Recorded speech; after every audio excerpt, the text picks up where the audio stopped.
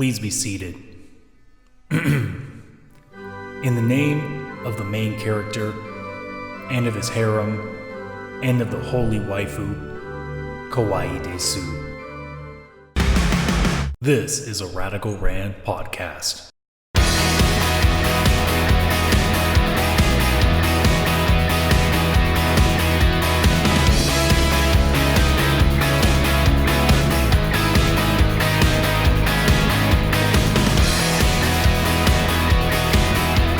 Hello everybody, welcome to the Church of Weeb, this being for the first 3 episodes of the fall simulcast season. Adam aka CSRadical here with you guys. How's it going, everybody? It's nice to be back here talking about some anime again, especially with a new season, new crop of talent, lots of stuff to talk about here, so let's not waste too much time into it. I mean, I've already got my 3D waifu mousepad, out here. I got my actually, who am I kidding? I don't have a Dakimakura. I can't justify that. My girlfriend would kill me for that. But, so we have this season, at this point in time, we have one more show than we did last season. We had 9 last season, we are up to 10 this season. 4 of them are returning. So what's going to happen here is I'm going to talk about the 6 shows that are brand new, and I will go through them. When we get to the 4 that are in season 2, all of them are second seasons of these shows, I will give you, because normally on the first 3 episodes I talk about non-spoilers. I try not to get too big into the spoilery aspect of all these shows, because this is a first impressions thing. So we want to get the stuff more for people that are trying to see if this is something they should try. So the 6 shows that are brand new, we will do the normal stuff that's completely non-spoilerish. I mean, as non-spoilerish as I can get it. I mean, most of these shows are all comedy, so there's not really much to spoil. But for the other 4 shows, that being Dr. Stone, Granblue Fantasy, Radiant, and We Never Learned Bokuben, I will still give you brief descriptions of what these shows are, but that will be where that part caps off, and I will be sure to let you guys know that spoilers will come from then on, so if you do not watch any of those shows yet, you need to go and watch the first seasons and catch up before you get to that other part of the podcast, so I will be sure to let you guys know.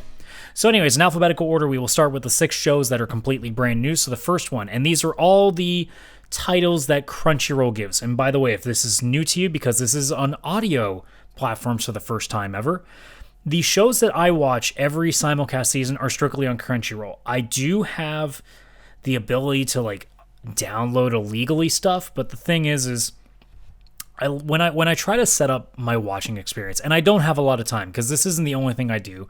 I have gaming that I keep up with. I watch a lot of pro wrestling. I am trying to keep up with other television shows. I'm watching The Expanse right now, so I'm trying to stick with that. I have podcasts I try to listen to. I play Rec League Sports. I hang out with my friends. I do other podcasts as well, so that keeps me busy. So my amount of time to watch anime is very small, so I try to keep it compartmentalized in one spot. And it makes sense for me to stick with Crunchyroll because that's the better service in my opinion. And thus, what I do when I do the Church of Weeb now is that I try to stick to shows that are only on Crunchyroll. I tried to branch out with Vinland Saga on Prime Video, and as of this point, I'm still haven't gotten past episode 7. Not because I don't like the show, just because for whatever reason, my brain cannot get myself to go watch anime on a different service. I think I've just trained myself by this point, because I've been using Crunchyroll for 4 years now, and no really other service. I had Funimation for a tiny amount of time, but not very long. I'm kind of just trained to only watch anime on one service, so I don't think about the other one. So when it's time for me to watch all my anime, I'm just like, okay, everything on Crunchyroll, and let's go. So these 10 shows are all on Crunchyroll. There are other shows that I tried and did not like by the time we got to this podcast, and I'm not going to spend too much time talking about shows that I don't like, so they're not here. One of the real examples was Assassin's Pride. I really tried to like that show, and I just couldn't. So that was a disappointment, but for the most part, these are the things that I go with. If I've never seen the show before, and it's a continuation, like a second or a third season, I will not watch that show because I'm not going to take the time to catch up because I just don't have the time. And then there's a lot of shows that I either drop early or I just have no interest in, which I don't cover. So don't take it personally if the shows that you like aren't on the show. And if you're watching on YouTube, you will automatically know what shows that are on here because I have everything timestamped on the graphic. So here are the 10 shows that I am watching. I already mentioned the first 4 in Dr. Stone, Granblue Fantasy, Radiant, and We Never Learned Bokuben, all second seasons. The other 6 shows that are brand new In alphabetical order is Ahiru no Sora, Ascendance of a Bookworm, Didn't I Say to Make My Abilities Average in the Next Life, High School Prodigies, Have It Easy, Even Another World, ORESUKI, Are You the Only One Who Loves Me, and Welcome to Demon School Iruma-kun. Those are the 10 shows that I am watching. Those are the ones that I, after 3 episodes, have tried, watched, and enjoyed, and are sticking with, at least at this point. Last season, I was very fortunate to not drop anything by the time we got to the end of the show, which is unusual. At this point, is there a show that I might drop? At this point, no. Actually, every show that I'm watching so far is very good. Am I going to sit here and tell you that this is going to be a better season than the summer? I don't know. At this point, none of the shows after 3 episodes have been so good that I look at it at being top tier. If you watched last season, even if you paid attention to this podcast last season, Given was not only my favorite anime that season, but is now a top 5 all time for me. And so far, after 3 episodes, none of the shows have even gotten off to a remotely good start in comparison to what Given did. So who knows? Maybe there is a show in here that might actually really impress me by the end of it. But at this point in time, it's just a really solid season. That's all it is. So anyways, like I said, in alphabetical order, we are going to start with the 6 shows that are brand new. So, Ahiru no Sora. And this is how I know that this show is really good, because I don't like sports anime. Generally speaking, I do not get into those shows. Kuroko no Basket, for example, that's one of the big ones that everybody knows of. Can't get into it. I just don't. I don't know why. I just, for whatever reason, have not been able to connect to any. This show, however, has actually managed to grab my attention. I don't know what it is. I mean, they have an unfair advantage, I guess, to an extent, because the OP of this anime is done by the Pillows, and as a big Fooly Cooly fan, or FLCL, depending on what you want to call it, I have a real soft spot for the Pillows and their music. So, yeah, the second I heard the first... I didn't even have to hear the singing. I just heard the opening guitar and went, that's a Pillows fucking riff. I know that sound. And sure enough, that's exactly what it is. So I was really happy to hear that. It's nice to see these guys still going. I don't keep up that much with Japanese music, so I'm not aware if all these bands that I grew up listening to back in the day, like the Pillows, are even still going. And the fact that I hear their music still in anime today makes me really happy. So anyways, this show, as a sports anime, I knew right away it was, but I usually try to give everything a shot.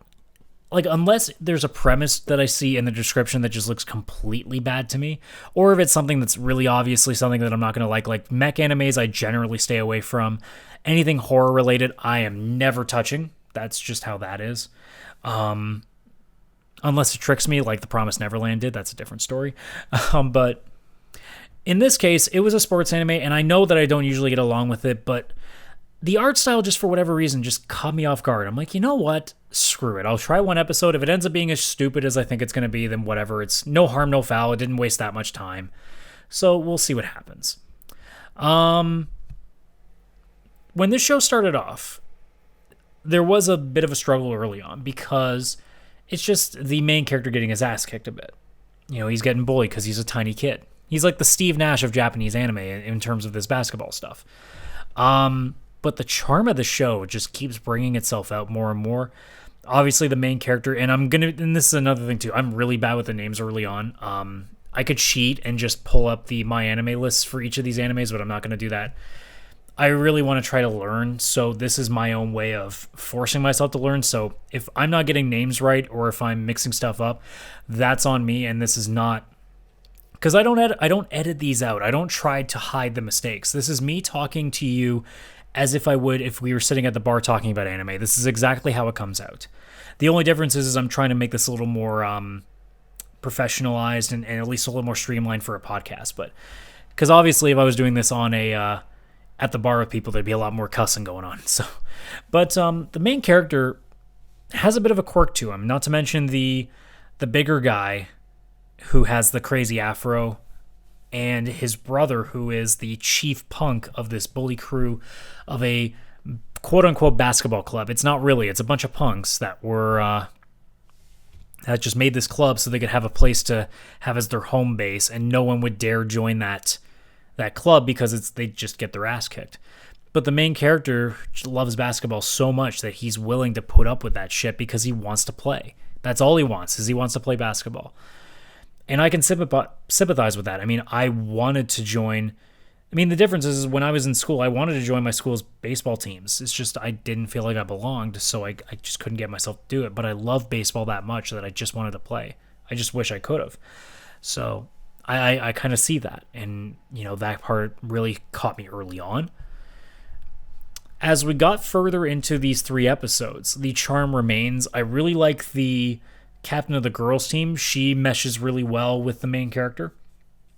There's been some pretty funny hijinks throughout the first 3 episodes. One being that, a guy, or the main character, I should say, takes a dare to try to get the other members of the punk crew to join him and play basketball with him. He actually has to do this really crazy dare, and not only does he do it, but he actually does it even bigger than they told him to. So that was kind of funny. For the most part, after 3 episodes, it's more along the lines of him just trying to get the team together. In the early stages here, we haven't had an actual game yet. They're setting up for one. And all in all, the show has been, I'm not going to sit here and tell you it's been great. I haven't been, over the moon with it. But I did say to my friends who are big fans of sports anime that, dude, I can tell you that if I like this, you guys are probably going to fucking love this. Because if a guy who doesn't really care for this kind of anime very much is really happy with it, Lord knows that people who are already way into this stuff are going to obviously like it. And they haven't had a chance to watch it yet because they're still catching up with the fall, because they don't do what I do here, so they don't have to keep up with every week. But I know that when they get around to it, it's either going to be one of 2 things. They're either going to absolutely adore the show and it's going to be their favorite show of the season, or they're going to hate it because there's something about that show that they don't like that just meshes with me. Who knows? But as of this point, without going into spoiler territory with anything, not that there really is much, honestly, with any of these shows, when I really think about it, other than Dr. Stone for the most part, there's not really too much that's quote-unquote spoilerific when it comes to what we've seen in these 3 episodes. But yeah, if you are interested in sports anime, I'd say to give it a look. It's definitely a much more comical side, which is, I think, why I'm liking it a little bit more. There's less of the serious, introspective, every time he's making a move, he's thinking 5 million things. I mean, he still does it, but it's not nearly as drawn out, and there is a lot more comedy sprinkled throughout it that keeps me interested. So at least at that point, the show still got my attention. So moving on, we'll get to Ascendance of a Bookworm. This is a show that after 1 episode, I was worried I was going to drop, and after 2 more episodes, it is the polar opposite. I think this is a show that's going to last the entire season relatively easily. The premise of this show, it's an isekai anime. There's a lot of isekais this season as well that are brand new. There's 3 of them. Hell, 3 of them in a row here, alphabetically. In her case, she dies after an earthquake, and she gets presumably collapsed by a bunch of books, probably the bookshelves as well, and dies. And her one wish is that she just would, if she was to go into another world, that she'd have something to read. So apparently God's a douchebag, because when he puts her into an alternate world, it's a world that books almost don't exist. Writing is very scarce in this world because it's something that only the elite rich actually can do. She at one point sees a book, and it's so expensive that you couldn't sell an entire house for a single book. That's how bad it is. So it's her quest in this world as this really frail, little kid. So we're presumed to believe that she doesn't actually become a new person. She takes the body of a soul that was dying. So there's this little girl that apparently was very sickly, was probably on her deathbed for having this fever or whatever else, and was about to die, and has accepted death and has opened her body up for somebody else to take her place. And presumably that's what the main character here does. Her name is, I think it's Mile. Is it Mile or Mine? Shit. See, this is what I'm talking about. It's going to take me another a week or 2 to figure this out.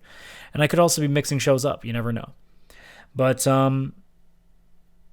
it was very slow to begin with. And I was worried that because of that, I was going to get really down on the show really quick. There's a very nice charm to it. It's very adorable. Again, same deal with my friends that I told about the basketball anime. I said to it's a couple. I said to the girl specifically, between the 2 of them, if you don't love this show, I don't know what the fuck I'm talking about. Because this show is, they love super adorable stuff. They're both big into reading and stuff. So the book aspect is also there, and the fact that it's just this constant flow of just absolute cute stuff I figured they would be way into. And they did see the initial trailer for it and said, oh yeah, this looks like way up our alley. The show itself has been actually a lot better as it's gone along. I've had the opportunity to see and get to know a little bit more of the other characters. Her sister Turi, which I actually do remember the name of, I really like because she is in this constant state of trying to help, and then because her little sister, who is presumably 5 or 6 in body, I want to say, maybe is a little bit older than that, maybe 8 or 9 at best, but like she's not a big kid. So this older sister who's about to turn 13 is looking at her little sister, and all of a sudden her little sister knows how to make things like shampoo that they've never seen in this world before. She can write suddenly. She's able to weave baskets really well because apparently that's a skill she had in the past life. But they don't know this yet. I don't know if they'll ever reveal that either. But the fact that she, like, her reactions to everything that this girl does is just hilarious because she's like, what the fuck? You keep upstaging me. How are you doing this? You're supposed to be a little kid who almost died. What's going on? And in a way, it sounds like it's darker than it is, but it really isn't that way. Also, dad is very daddy's little girl kind of dad. So when at one point the main character finds, because he's a guard, he's the captain of the guard by the border, and they go to visit once in a while, and she's trying to do anything to get some reading in, whether it's she wants to be able to write at this point just so she can read what she wrote and feel like she's fucking reading. And she finds that one of the guards actually has slate, and she gets taught by this guy how to write some letters to the point that she loves it. Like, she says straight up, I love you so much for this, and dad gets super fucking jealous. And it's the same, like, oh my god, dad getting so, like, upset that daughter doesn't love him as much as he wants her to. And that was a pretty funny point. Episode 3 really fleshes that out pretty nicely. So all in all, after 3 episodes, I'm kind of glad that the show didn't go as down as I thought it was going to, because I was worried that early on it was just going to be a very boring, pretty standard, isekai anime without much of the fun. Very much like what Isekai Cheat Magician kind of was turning into, where it just didn't have a lot of substance to it. But as we hit 3 episodes, it's a much different show. It's moved from being a 6 to almost an 8. It's about a 7.5 at this point, and it's getting very close to an 8 because the cuteness and the comedy that gets scattered throughout it has gotten better and better as time goes on, and I've really enjoyed that. So if that's the kind of thing you're looking at, it's very isekai but more slice of life-ish. So if you're into something very chill, this is definitely a show up your alley. Next up is Didn't I Say to Make My Abilities Average in the Next Life? So like I said, second of 3 isekai anime in a row here. This one has a girl who, when she gets transported to another world, her only wish is that, look, just give me average abilities. I just want to be average in this life. The catch is God made her literally average in everything, which means that in certain aspects of things where there are not many people that can do something. So, for example, magic is very scarce in this world. Well, because she is average in magic users, well, she's still pretty strong. And not to mention that I think the way that they also said it that it worked is that they made her average overall, but what they didn't, actually, I think I'm wrong about it being like she's an average magic user. I think what happened is they made her ability so that she's very bad in a lot of things, but like amazingly phenomenal at others, and that being magic fighting and stuff like that. So they made her like fighting capabilities top tier, and yet just a lot of other things just aren't, but she doesn't really use them, so it doesn't matter. But overall, you put everything together and she's average overall. I think that's so funny. And this is definitely a moe isekai anime. We haven't seen a lot of ecchi yet at this point. I don't think we've actually had anything serious. Like, I don't think we've had any panty shots. I don't think we've had any. We definitely haven't had any bath scenes or any undressing or stuff like that. I don't think we've seen anything like that. We've had a character who wanted her own harem and captures a bunch of girls to do it, but there's none of the tropes of like endless undressing or states of undress for that matter. But the show is 4 girls, all of them very adorable in their own way. The main character is the youngest, has the clear moe. You have the tomboyish looking girl who wants to be a knight, who is tall, lanky, has like short hair, presumably doesn't have too big a bust, but probably does, and they just haven't seen it yet. You have obviously the older girl who does have a big bust, and all the other girls are jealous over it. And then you have the Chunibyo girl who is very much like Megumin without the passing out constantly. So I like the cast right away. The OP is adorable. I love it. It's very catchy. That one's fun. The show itself has been average. Like it's not bad. It's not great, but it's good. Like it's very manageable. I'm very happy with it at this point. There's some nice comedy sprinkled in through there, especially when somebody ever looks at the main character and talks about her flat chest, which immediately pisses her off and makes her go Super Saiyan, which is where her abilities come in. Every time she's like, okay, I'm going to fight this guy. I'm going to try to beat him in the most average way so it doesn't look that big a deal. And then he goes, oh, why am I facing her? She's so small and young and tiny. Like, why am I wasting my time with her? And she doesn't even have that big a set of boobs. Like, what's the point? And then she fucking snaps and just destroys him. I love that. It's funny. I love that stuff. But all in all, the show it's nothing too big yet. I don't know if it's going to try to do anything too big. Not too serious. I don't think the show is designed to be serious. I think it's meant to be funny all the way through. But at this point, what's selling it to me is the comedy and the characters. As of this point, the show itself is not running in a direction that really allows it to be that great. It's very much like the Do You Like Your Mother? She has multiple two one-shot kill, like mass field ability. I can't remember the full title because that's how painful Japanese anime titles are. But it's very much like that show where the cast is what really sells it on you, but the story itself isn't really that important. So you're more just there for the silly stuff. That's what I feel like we're there for. So all in all, it's a fun little slice of life comedy. That's really what it is. If you're into moe stuff, this is going to be something you're going to enjoy.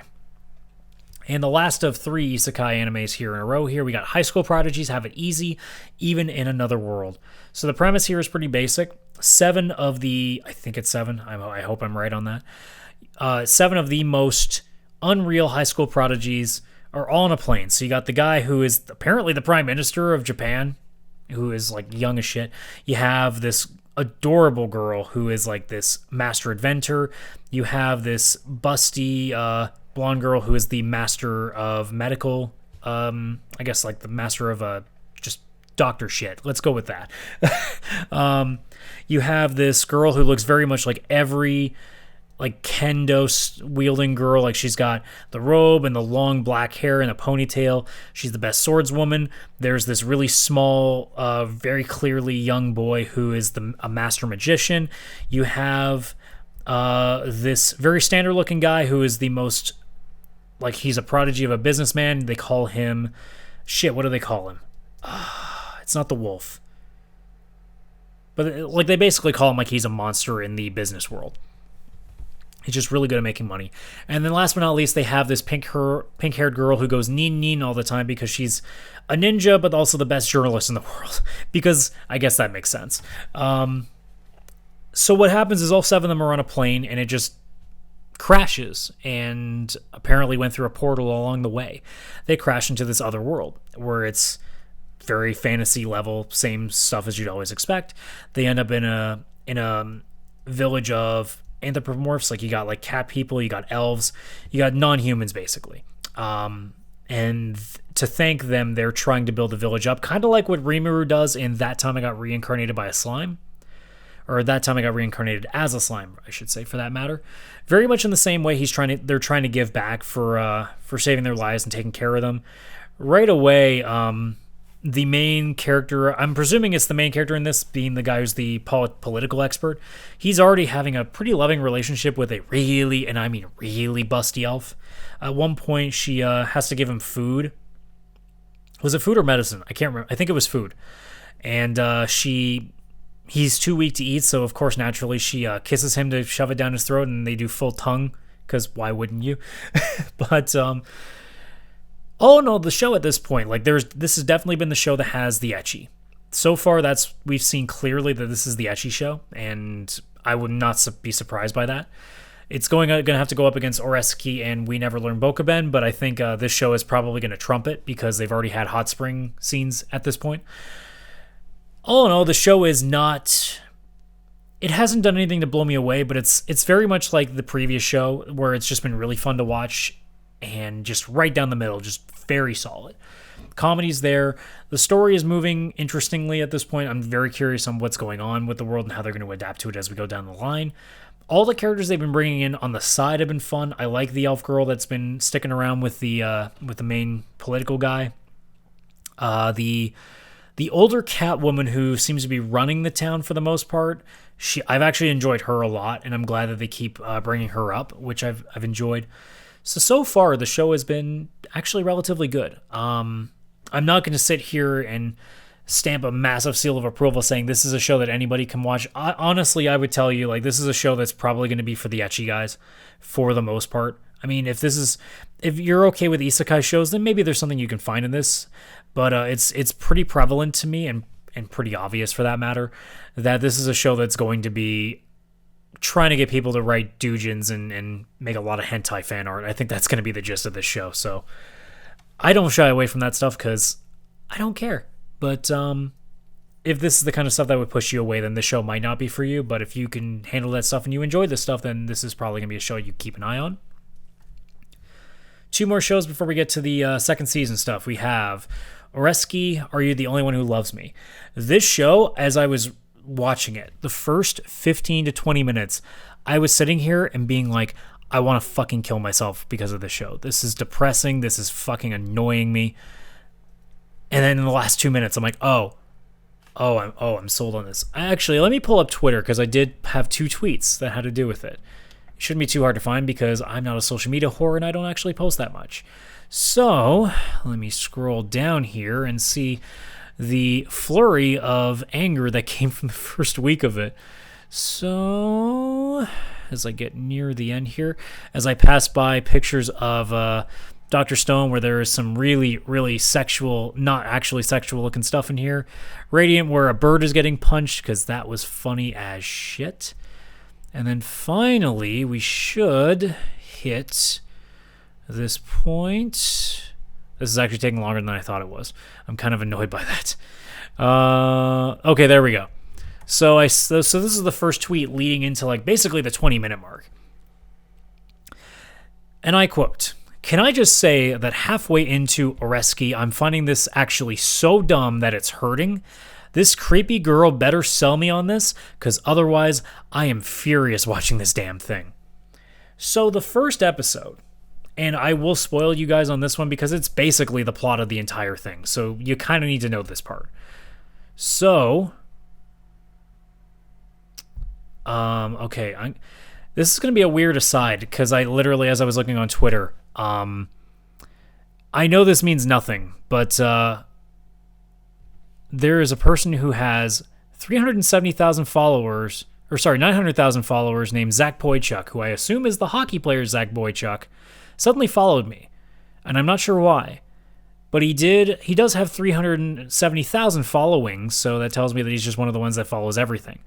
I just found that very strange, that I'm like, holy shit, like, that's a big name, and he's following me, why? I'm just kind of questioning that. Sorry for the aside there, guys. I just got really thrown off by that as I looked at this. So anyways, back to the first episode of ORESUKI. The first 15 minutes is basically what I can only amount to a side character in a rom-com anime. Has his best friend, or presumably like childhood friend character who is female, and the student council president that he works with, both seemingly falling for him, and both times calling out to see him. He presumes it as a date, think he's finally getting his romantic life, because of course, high school kid in an anime, he's got to be a virgin. And he goes and meets with them, and the first time, I believe, it was the student council girl. She stops, sits down on a bench, and says, "Hey, can you come here for a second?" And just taps the spot on the bench, just like to say, "Sit next to me." And she goes, "There's something I really have to get off my chest. There's someone that I like, someone that I feel a pain in my chest when, I don't see them, but I'm so happy that I get to see them every day. And it's such a setup. And I'm sitting there watching this being like, she's going to fucking say no. She's going to say that she's interested in somebody else, isn't she? And she does. She says she's interested in his best friend. And tells the story, but well, after the baseball championship game that he lost and I saw him cry, and that's when I fell in love with him. And I'm like, oh, you poor bastard. And then he goes and meets the childhood best friend. The girl, I should say. And she does the exact same thing set up. And I'm like, oh no. And this is the point where I started getting frustrating because I didn't think it was funny at the time, because as a guy who grew up in high school getting rejected by people, this was painful. It was reminding me of things I did not want to remember. So at the beginning of this, I was not happy about it. And that's where I got that first tweet where I was just frustrated watching it. Because I thought it was dumb. I thought it was really stupid. And then the creepy girl comes into play. So there's a third girl. It's this really creepy looking girl. She's got like the glasses on that covers her eyes, so you're not seeing her facial expression. She's got a creepy grin on her face. She hangs out alone in the library all the time. And she's been stalking this guy. And she reveals that she actually likes him. She even brings out the bench to fuck with him. Because I guess she knows somehow. And she plays that card, and he snaps and goes into full polar opposite of what he is. Because with the other two girls, he's like the nicest guy in the world, always understanding, trying to help them. And out of nowhere, when he gets to the point of the second girl rejecting him and this third girl coming into the fray, he goes full on, fuck, I hate everybody, fuck all these assholes. He turns almost into like fucking... oh my god, Naofumi there. I almost said Natsumi. I'm like, that is not the name. Naofumi from Rising of the Shield Hero. He turns into full like dickhead mode at that point. And I'm like, whoa, where is this coming from? And then creepy girl comes in the fray and she reveals that, oh, I love you and nobody but you. And she's creepy as fuck. I'm like, okay, I'm curious where this is going now. And then in the second and third episodes, it's gotten a lot better. The comedy has gotten better. They have done some little bit of a serious stuff, especially in the third episode. There was a lot of serious talk in there, but they definitely brought some real good comedy in there that was very unexpected. And I found myself really enjoying myself. And by the end of the third episode, I'm in. And it keeps getting better and better. And I'm really excited to see what's going on from then on. There is a big ecchi spot towards the end of episode 3. So again, if ecchi is going to throw you off, there's your warning. But if you're looking for a somewhat dark and not dark as in like horror, I mean dark as in like some comedy that's a little heavy, some heavy comedy, let's say. But there's some real fun in this, and as we get further into the show, I'm hoping that now that by episode 3, a lot of loose ends have been already tied up. So I'm curious now where the show can go, because most of the hurt feelings have kind of been resolved at this point that started from the first episode. So maybe we see a lot more of your standard harem comedy stuff in this point of the show from here on out. And if that's the case, I'm excited because that's my jam. So again, harem stuff or ecchi stuff, like this will definitely be up your alley. But if you also like some pretty stupid, like over-the-top dark comedy, this might be something up your alley too. So last but not least on the list of new shows, we have, as I fucking forgot what it was in alphabetical order. There we go. Welcome to Demon School Iruma-kun. I actually didn't even think about watching this. When I looked at the screenshot, I'm like, oh, it's some kid anime. But I had only a few shows going, so I'm like, you know what? I'll give this one a shot. You know, you never know. Something might happen. Very early on, there is a voice of the god of the underworld, and it sounded suspiciously like Kazuma Kiryu from Yakuza.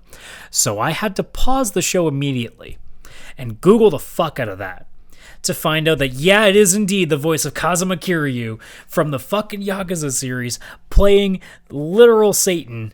I don't know if it's actually literally Satan, but playing the god of the underworld, or the god of the demon world, whatever you want to call it. He's playing that character, who has a child named Iruma, not his child, he adopts one because his parents are so fucking terrible. And Iruma is such a pushover that if you just say please to him, he'll do whatever the fuck you tell him to. So have fun with that, hentai fan art, and doujin writers. You're going to have a blast with that shit. There's going to be a lot of yaoi porn coming from that, I think. But because they're such terrible parents, eventually, I don't know how it gets to this point, but Kazuma Kiryu, as Satan, friggin' says, hey, I'll give you this much for your son. And they go, sure. So all of a sudden, Iruma just gets transported into the demon world.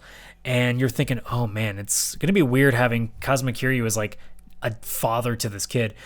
And then he goes from serious Yakuza Kazuma Kiryu to over-the-top silly karaoke Kazuma Kiryu for the rest of the show. And he's been like that. He's high-pitched, super lovey-dovey, and it's so fucking hysterically funny. I love it. And the show itself is stupid, over-the-top, like, silly comedy. And it's just slapstick like crazy. He gets into constant hijinks. Even though as a human in a demon world, he somehow finds ways to keep causing problems because he has this innate ability to just avoid danger.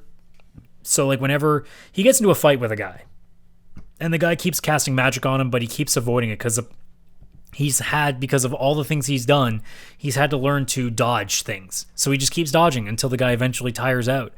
And he wins that guy over as a friend because he beat him in a duel. There's this guy who is almost like the Snape of this school who hates the shit out of the main character, or Iruma. I actually know the main character's name in this show. I'm doing well, guys, I swear. To the point that they do the sorting hat thing, but instead of a sorting hat, it's casting your familiar. And the familiar that Iruma casts is that fucking teacher. And then he also makes a friend with this really crazy over-the-top girl. So, I mean, so far in 3 episodes, it is just pure over-the-fucking-top slapstick comedy. And as a guy who grew up loving shows like Fooly Cooly, I'm okay with this shit. This is my fucking jam and then some. Out of all the shows, would I say this is my favorite one? Ooh, that's tough. I think out of the 6 like new ones, it is for sure, but I don't think it competes with Dr. Stone right now. It's close, but it's 2 completely different things. But this show, if you want stupid over-the-top funny comedies, this is the show this season. I'm loving it. It's so hysterically stupid funny. I love the crap out of this show. And yeah, I do have a little bit of Kazuma Kiryu bias in there, but I didn't even need it. If Kiryu wasn't the voice of that grandfather, or that old, like, Satan dude, I would still be into the show if I actually watched it, because it's so funny. But anyways, so I will now talk about the 4 shows briefly to people who have never seen them before, and then from that point on, I will tell you that it's spoiler territory. So, the 4 shows, like I said, are Dr. Stone, Granblue Fantasy, Radiant, and We Never Learned Bokuben. Dr. Stone, in a nutshell, is a show that is very much the one mainstream anime that's been shoved down our throats by Crunchyroll that I actually like, which tells you that it must be unbelievable. The show, in a nutshell, is about a science prodigy kid who, at one point on Earth, this weird green light comes out and everybody is turned to stone. And thousands of years later, this guy, Senku, who is the main character of Dr. Stone, he awakens and slowly tries to rebuild human civilization. That is the gist of it. Without going into too much more detail, because especially in these 3 episodes that we've seen since, there is a lot more that's been revealed, and I'll talk about that in spoiler territory after. But as a whole, this show is a mixture of really serious, really scientific, and really fucking funny. There is a lot of funny stuff. The facial expressions in the show are top-notch. The characters in the show that they have moved on to, there were a couple main characters in the first few episodes that have just kind of vanished for a while. The new characters they brought in are all amazing.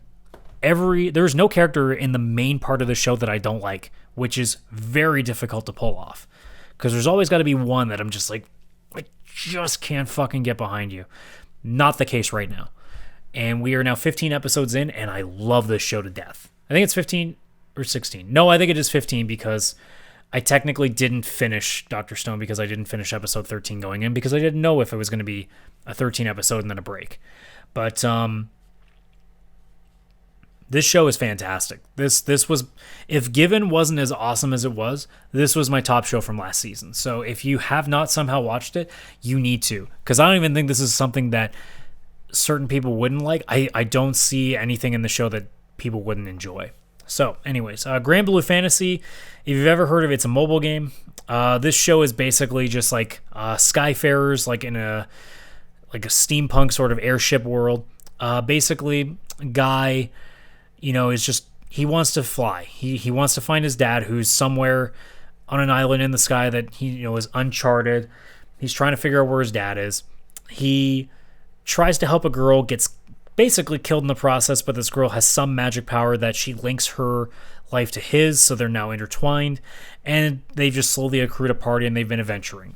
This show, the first season and now, has been basically average, but it's been fun just for some of the side stories they do. A lot of the side characters they bring in are really fun, including the first episode of the second season. There's a character they bring in for that episode that I really liked.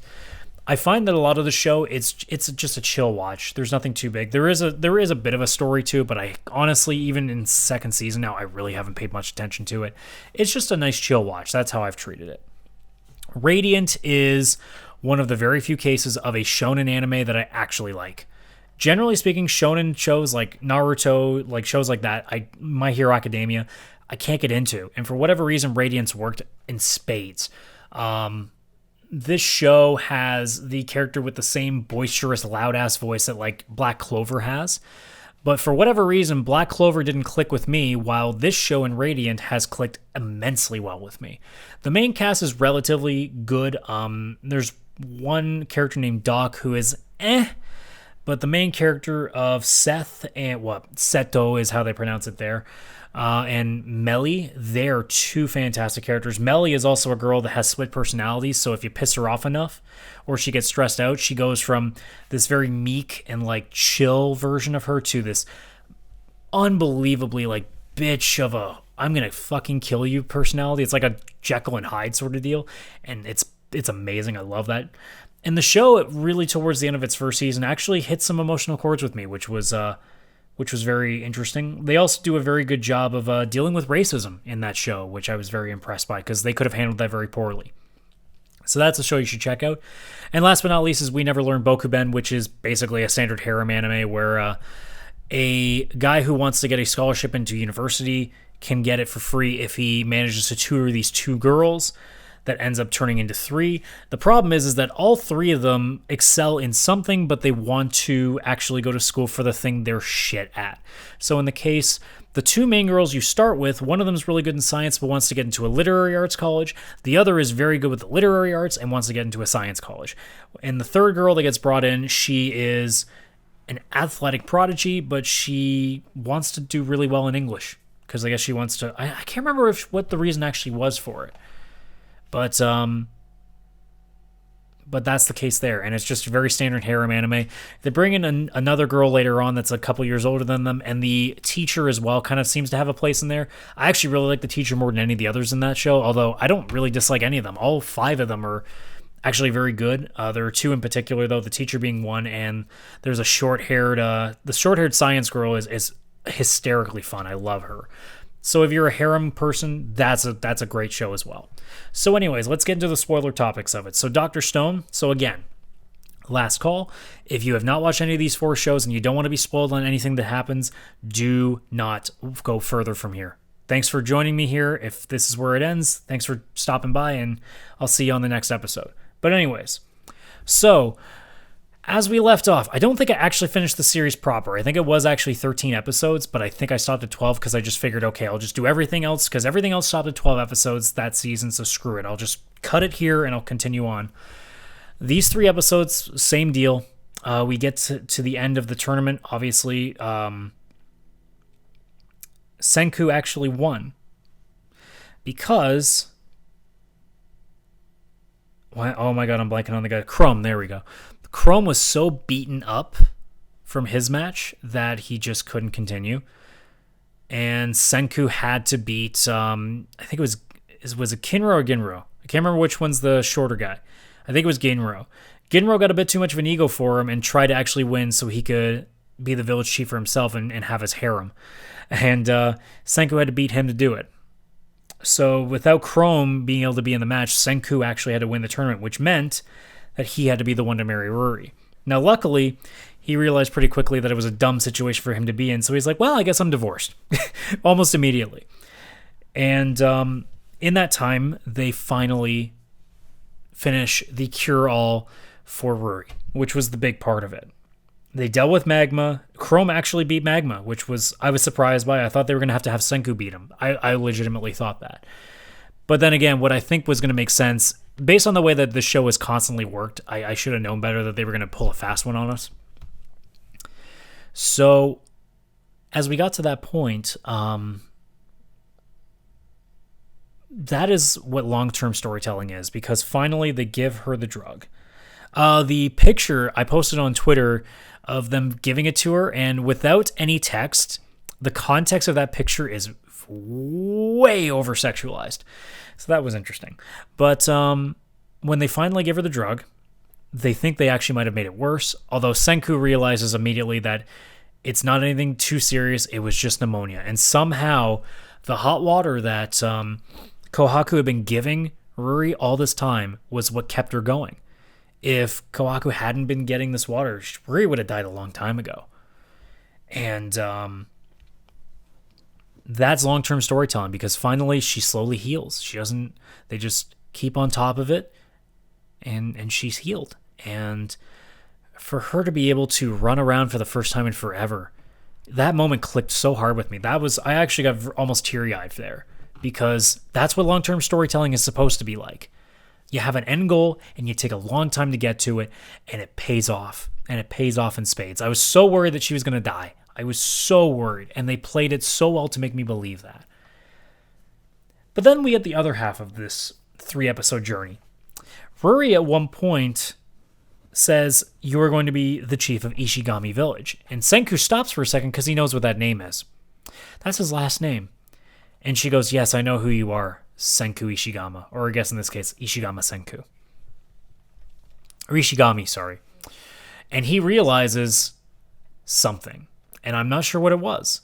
My brain was just like, oh, they must have somehow had information passed down to him.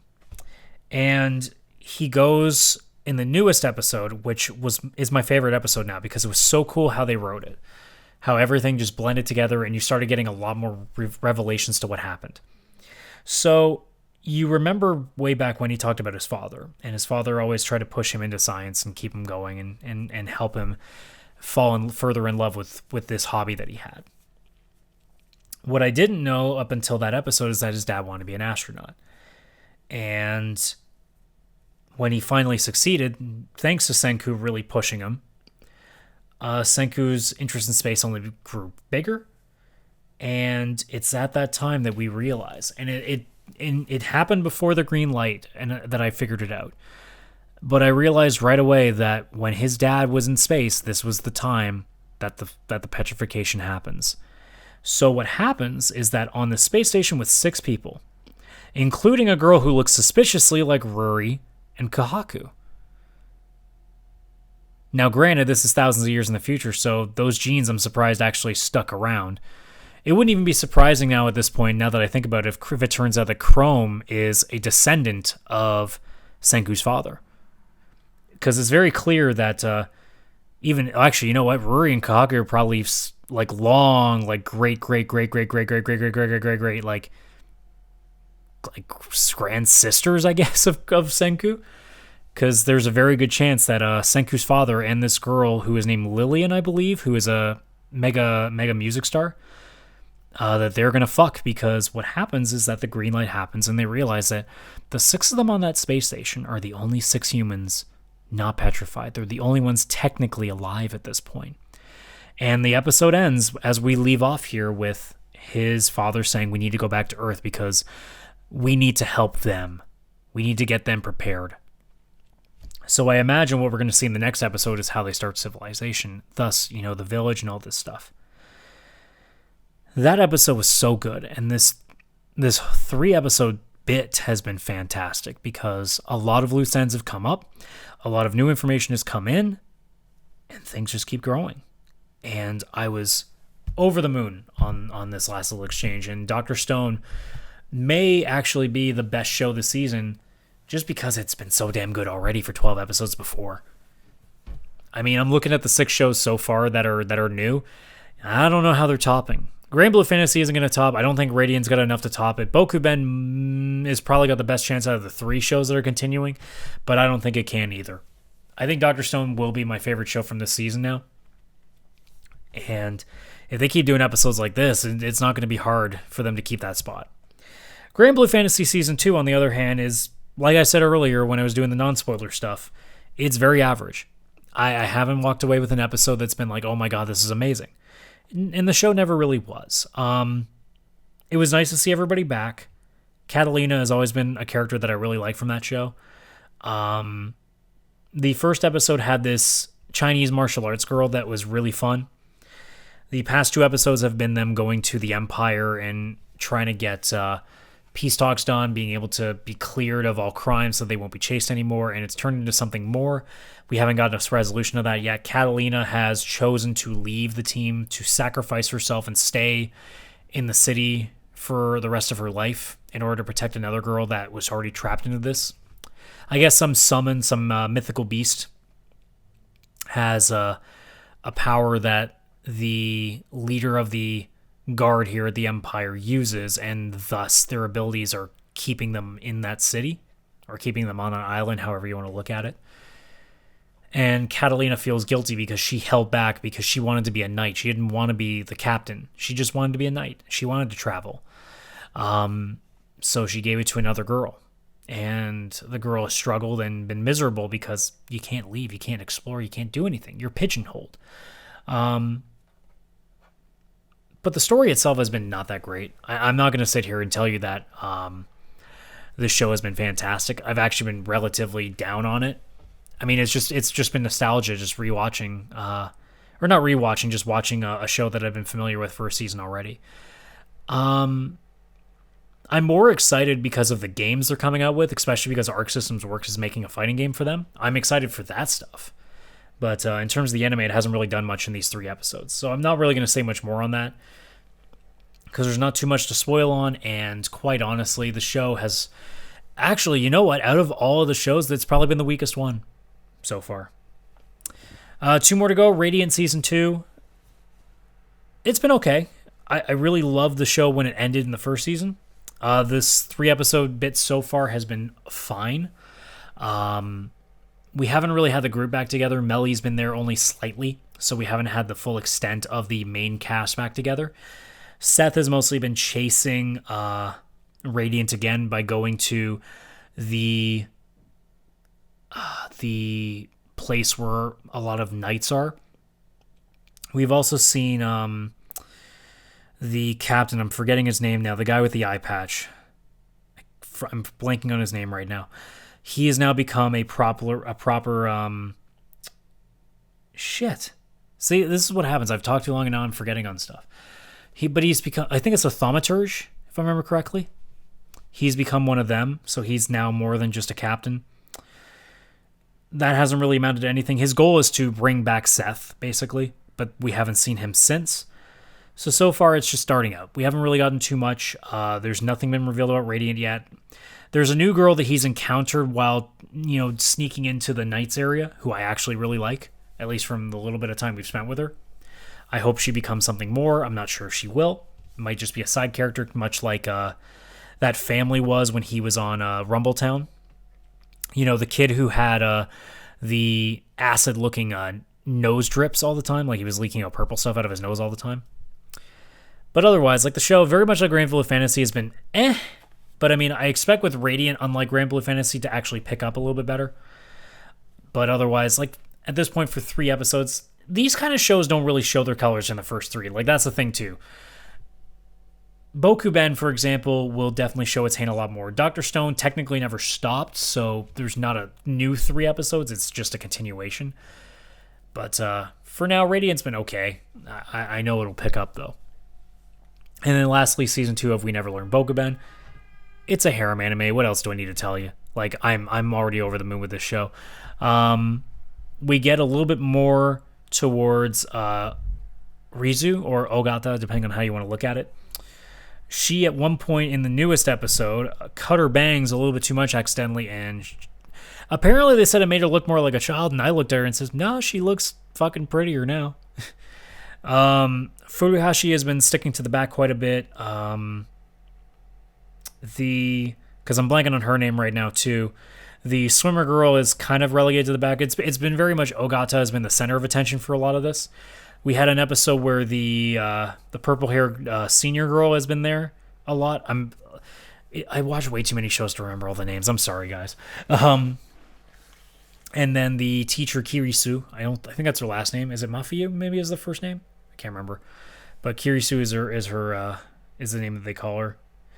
She is just the same thing. I love her. Like, she just has that look on her. Like, I can't really explain it because, I mean, I'm a neat freak and she's not, so it doesn't actually mesh very well. It's just for whatever reason, the look that she has, like, and I'm talking that weird, like, angry stare she does. I don't know why, but I love it. I love that look. And every time that she gets caught up in these situations where she has to show that she's a real clutterfuck. Like, she's just constantly messing things up. She's nowhere near the prim, proper, and strict as shit teacher that she shows herself to be at school, where at home she's an absolute mess. It's that opposite that I kind of like, and I think that's probably a big part of why. But the 3 episodes so far, I mean, there's not much to spoil in a harem anime. But like I said, the only real thing of note that I can think of off the top of my head is Rizu cutting her bangs a little bit too much and actually looking better for it. Otherwise, you know, it's just been pretty standard. It's what you expect it to be. I mean, there was the first episode where they kept talking about their grades and they kept misinterpreting it for bust sizes because naturally Rizu's got a giant rack, so that becomes an issue. But otherwise, I mean, it's just been a standard harem anime, so nothing too special, but at the same time, it's a harem anime and it doesn't have to be. For me, as long as it's funny and you get a little bit of ecchi content thrown there, I'm sold. I'm in for that show. So anyways, we are nearing an hour. I think it's the first time I've actually gone this long in a while because normally I go through a lot of these things relatively quickly. So, you know, with that being said, yeah, that's going to do it. I don't really have much else to talk about. So if you are coming here for the first time, like I said, this is going to be a tri-weekly thing. I do this every 3 episodes leading up to the finale. So the next time you'll see this podcast will be episodes 4 to 6. I keep saying that I'm going to do like an episode that's nothing to do with the simulcast, and every time I try to, I just can't find the time to do it because there's so much else I try to fit in. So as of this point, don't expect anything for the next 3 weeks on anime stuff. You know, I obviously do my weekly wrestling podcast, The Hot Tag. I am looking to get a Radical Rant podcast, which is going to be about the Fallout 76 stuff, up at some point in the next week, maybe. And there's also my group podcast with my friends Vishal's Views and Jin and Chris, that being the VCR podcast. So let's go through all the fun stuff. So thank you so much for watching, guys, or listening for that matter. If you are here on YouTube, please like and subscribe. Don't forget to leave comments below and share the video. If you are here listening through any audio stream, if you have the ability to rate the podcast, please do so. Otherwise, share it with all your friends that are into anime. If you want to reach me, you can reach me at Twitter at CSRadical. If you want to go by Instagram, it is CS-Radical. If you want to send me an email, whether it's questions, comments, or any other subjects for that matter, you can reach me at askcsradical@gmail.com. And when it comes to the podcast itself, if you want to see it on YouTube, not that there is really too much of a video version, it's just a graphic. You can catch it on YouTube on my channel at CSRadical. And if you're looking for audio versions of it, you can check out this podcast along with my other solo podcasts on anchor.fm/Radical Rants. That has all the available platforms that the podcasts are available on. Still waiting for Apple Podcasts. That seems to be taking some time. And if you're also interested in the VCR podcast, which we do have video content on with the YouTube channel, but if you want the audio version of that, you can also reach that at anchor.fm/VCR podcasts. So with that being said, guys, thanks one more time for checking out the Church of Weeb on this edition, opening up the fall anime series, and we will see you in 3 weeks.